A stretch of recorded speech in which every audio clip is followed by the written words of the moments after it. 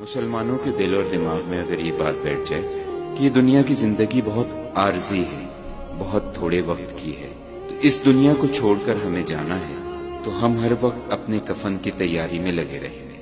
آئیے سنتے ہیں کفن تیار ہے۔ الحمد لله والصلاة والسلام على سيدنا محمد وعلى آله وأصحابه أجمعين.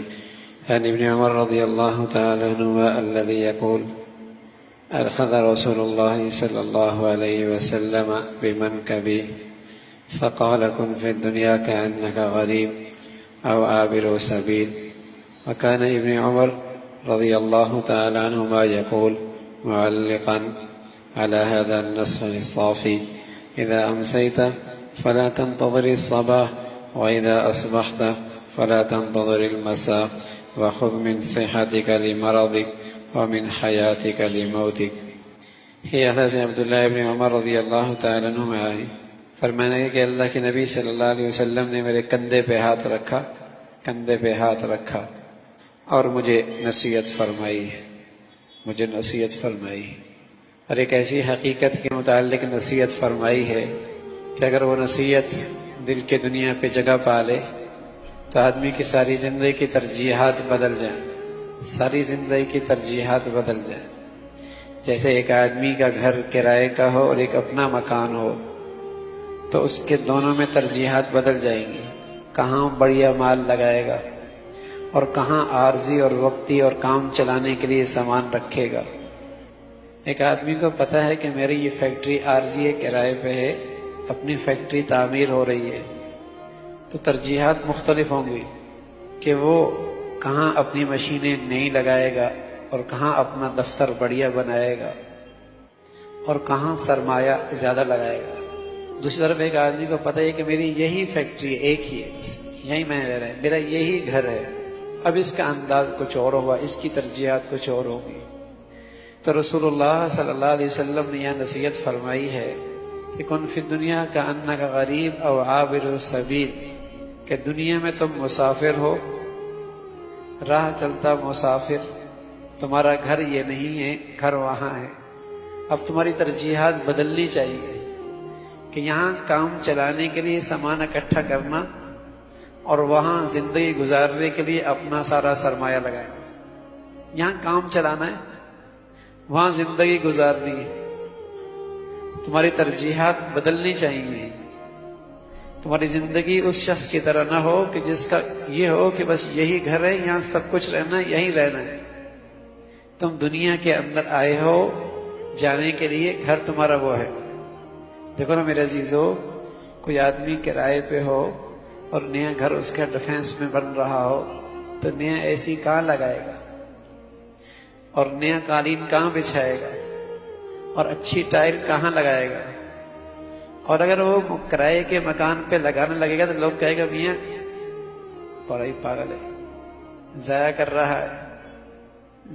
رہا ہے، اپنا گھر بنا رہا ہے، وہاں لگانا، یہاں سے کل منتقل ہونا ہے، کم عقل کہا جائے گا نا، بڑا نادان۔ اس لیے رسول اللہ صلی اللہ علیہ وسلم اپنے ساتھی کے دل پہ یہ بات بٹھا رہے، کن فی الدنیا کأنک غریب او عابر سبیل۔ غلطی نہ کرنا،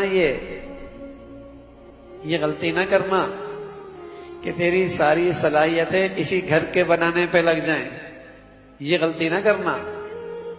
اس دنیا کی حقیقت سمجھ جا۔ اور میرے اللہ کے نبی کا یہ خاص انداز تھا توجہ دلانے کے لیے، کندھے پہ ہاتھ رکھے متوجہ کیے، کندھے پہ ہاتھ رکھا اور پھر سمجھایا تاکہ یکسوئی سے میری بات سن سکے کہ خیال رکھنا کہ یہ عارضی ہے اور زندگی بہت قیمتی ہے۔ اتنی قیمتی زندگی کا سرمایہ اس عارضی جگہ پر ضائع نہ کرنا، یہ وقتی ہے۔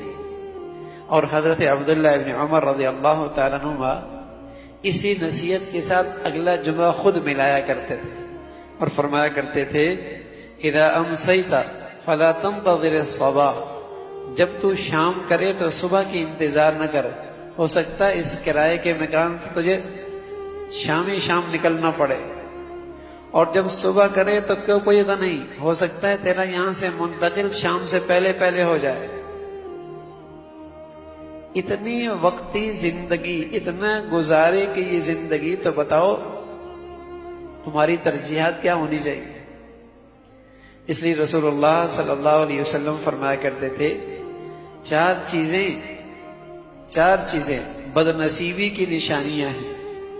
فرمایا ایک جمود العین، ایک آنکھ کا خشک ہو جانا، اللہ کی عظمت سے اللہ کی محبت سے اسے رونا نہ آئے، جمود العین۔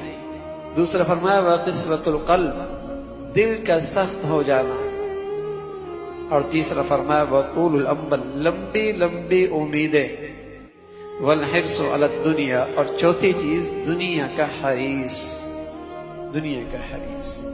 یہ بدنصیبی کی نشانی ہے کہ آنکھیں اللہ کی عظمت سے، محبت میں، اللہ کی یاد میں، اللہ کے خوف سے ان کا رونا بند ہو جائے، دل سخت ہو جائے، یہاں اثر ہی کوئی چیز نہ کرے، یہ پگھلے ہی نہیں۔ 400 عبرت کے نمونے ہیں، یہ عبرت نہ پکڑے، یہ سبق نہ لے۔ اور تیسری چیز فرمائی لمبی لمبی منصوبے۔ صاحب مکان کہہ رہا ہے میاں کل مکان خالی کرنا ہے، اور یہ کہہ رہا نہیں ابھی کچھ اور بھی بنانا ہے۔ رسول اللہ صلی اللہ علیہ وسلم فرمایا کرتے تھے بندہ بازار جاتا ہے اور کفن زبان حال پہ اس پہ ہنستا ہے کہ یہ ہے کیسے منصوبے بنا رہا ہے، اور اس کا کفن تیار ہے، کفن اس کا تیار ہے اور یہ منصوبے بنا رہا ہے، لمبے لمبے منصوبے۔ آپ علیہ الصلوۃ والسلام فرمایا کرتے تھے آدم کا بیٹا یوں تو بوڑھا ہو جاتا ہے کہ اس کی ہڈیاں کا گودا ختم ہو جاتا ہے، خون ٹھنڈا ہو جاتا ہے، کمر جھک جایا کرتی ہے، بال سفید ہو جایا کرتے ہیں۔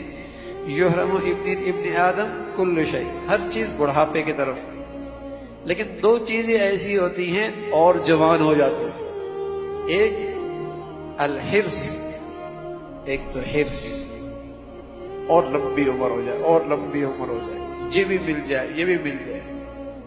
اور دوسرا فرمایا والعمل، لمبے لمبے منصوبے بنا، لمبے لمبے منصوبے بنا۔ ہے بوڑھا، اپنی عمر بھی پوری کر چکا اوسطاً والی، لیکن یہ چیزیں جوان ہو رہی ہیں، کچھ اور آ جائے، کچھ اور آ جائے، کچھ اور ہو جائے۔ تو اللہ کا نبی صلی اللہ علیہ وسلم اس امت کا بڑا خیر خواہ ہے، بڑا محسن ہے کہ جو امت کے امراض جو امت میں پیدا ہونے والے تھے بڑے اہتمام سے اس پر تنبیہ فرمائی ہے کہ ساری مصیبتوں کی جڑ یہ ہے حب الدنیا، دنیا کی محبت۔ اس نے آخرت سے غافل کر رکھا، بلکہ آخرت کا ایمان یقین اتنا کمزور ہے میرے عزیزو کہ صرف زبان کی حد تک تو ہے کہ مرنا ہے، لیکن آخرت کی نفع کی چیزیں، نقصان کی چیزیں ہماری زندگی میں کوئی حرکت نہیں پیدا کرتی،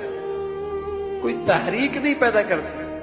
اگر کوئی کہہ دے کہ اس عمل سے جنت ملے گی، تحریک نہیں اٹھتی اندر، اور اس گناہ کی سزا جہنم ہے، اندر کوئی خوف نہیں اٹھتا۔ اور اگر دنیا کے بارے میں نفع اور نقصان کی کہانی بتا دی جائے، یہاں سے کوئی کہہ دے کہ میاں شیر آ رہا ہے، تو ساری مجلس کا سکون ختم ہو جائے گا، ہر شخص اپنی جان بچانے کے لیے فکر مند، ہر شخص۔ یہ مادی خطرات لگتے ہیں، لیکن آخرت کی خطرے زندگی میں کوئی تحریک نہیں پیدا کرتے، انقلاب نہیں لے کے آتے، حرکت نہیں پیدا کرتے، اس لیے کہ اس مادی زندگی میں رہنے سہنے کی وجہ سے آخرت کا ایمان انتہائی کمزور ہو گیا، انتہائی کمزور ہو گیا۔ اس لیے رسول اللہ صلی اللہ علیہ وسلم کی تعلیمات کا ایک بڑا حصہ اس پر مشتمل ہے کہ میاں دنیا کی زندگی عارضی ہے۔ اور آپ علیہ الصلوۃ والسلام سے پوچھا گیا من ایکس الناس، سب سے زیادہ عقل مند کون ہے، سب سے زیادہ عقل مند کون ہے، اور سب سے زیادہ دور اندیش کون ہے جس کی کہا جائے کہ عقل مند ہے۔ حسن بصری رحمت اللہ علیہ فرمایا کرتے تھے کوئی شخص قسم کھا لے کہ میں 5 عقل مند لوگوں کو کھانا کھلاؤں گا، تو قسم کیسے پوری کرے گا؟ کون عقل مند، کیا معیار ہے، کیا پیمانہ ہے کہ یہ عقل مند ہے؟ کیسے پتہ چلے گا؟ ہر شخص کہتا میں بڑا عقل مند ہوں، تو کوئی آدمی قسم کھا لے کہ 5 عقل مند لوگوں کو کھانا کھلاؤں گا تو کیا معیار ہے؟ تو فرمایا اس کا معیار یہ اللہ کے نبی کی حدیث ہے کہ آپ علیہ الصلوۃ والسلام سے پوچھا گیا یا رسول اللہ من ایکس الناس، کون لوگ عقل مند اور دور اندیش ہے؟ آپ علیہ الصلوۃ والسلام نے فرمایا اکثرہم للموت اکثرہم استعدادا للموت اولئک الاکیاس ذهبوا بشرف الدنیا وکرامت الآخرہ، جو موت کو کثرت سے یاد کرتے ہیں اور موت کے بعد کی زندگی کی تیاری میں لگے رہتے ہیں، یہ لوگ عقل مند لوگ ہیں، یہ لوگ عقل مند لوگ ہیں۔ بتائیے آج ہمارے ہاں بھی عقل مندی کا معیار یہی ہے؟ بلکہ ذرا سا کوئی دین میں آگے نکل جائے کیا کہتے ہیں یار اتنا بھی دین میں آگے نہیں جانا چاہیے، بس تھوڑا تھوڑا ٹھیک، اتنا بھی نہیں یار، اتنا بھی نہیں، بس تھوڑا تھوڑا۔ اسے سمجھاتے ہیں بڑے خیر خواہی، نہیں یار اتنا بھی نہیں، یہ کیا مطلب ہے کہ 5 وقت کی نمازیں جب دیکھو آپ مسجد جا رہے ہیں، اور ہر اتنا بھی نہیں ہونا چاہیے، اتنا ڈیپ بھی نہیں جانا چاہیے۔ ہاں دین کے معاملے میں بڑی خیر خواہی میں نصیحتیں، بھئی اتنا بھی نہیں، اور دنیا کے معاملے میں 24 گھنٹے کی سوچ ہی ہے، خواب میں بھی دنیا ہی آتی ہے، ہاں خواب میں بھی یہی زندگی آتی ہے، لیکن وہاں اس کی خیر خواہی میں کوئی نہیں سمجھاتا، ارے میاں اتنا نہیں کرتے بھائی، اللہ کے نبی نے منع فرمایا ہے، دنیا حلال بھی کماؤ لیکن اتنا اس کی فکر نہ کرو۔ اللہ کے نبی نے دنیا کی فکر سے پناہ مانگی ہے، اللہم لا تجعل الدنیا اکبر ہمنا، اللہم لا تجعل الدنیا اکبر ہمنا، اے اللہ دنیا کو میرا غم نہ بننے دینا۔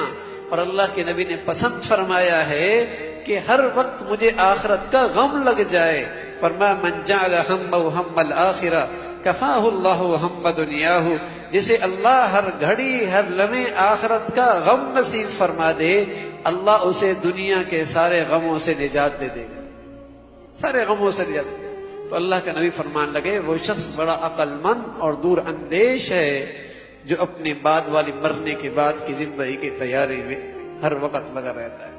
اللہ کرے بھائی اللہ ہمیں بھی ایسے لوگوں میں شامل فرما دے بھائی۔